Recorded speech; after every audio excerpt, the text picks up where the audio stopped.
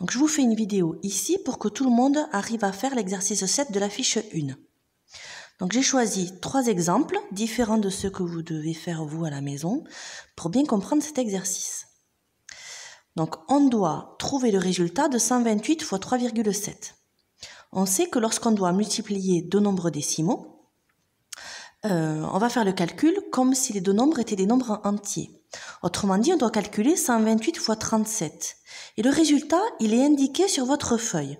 Autrement dit, ça fait 4736.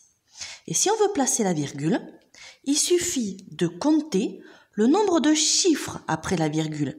Ici, il n'y en a aucun. Ici, il y en a un. Donc en tout, il doit y en avoir un dans le résultat. La virgule est placée ici.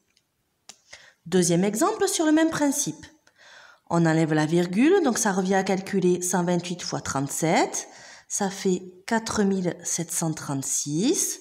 On va compter le nombre de chiffres après la virgule. Ici, il y en a 1. Ici, il y en a 0. Donc en tout, il doit y en avoir 1. Donc la virgule vient là, ici. Troisième exemple.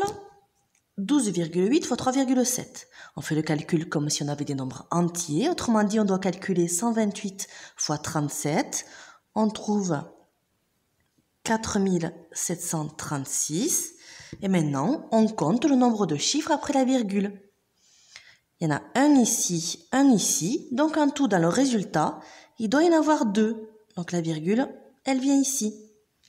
Maintenant, à vous de jouer avec les 3 exemples de l'exercice.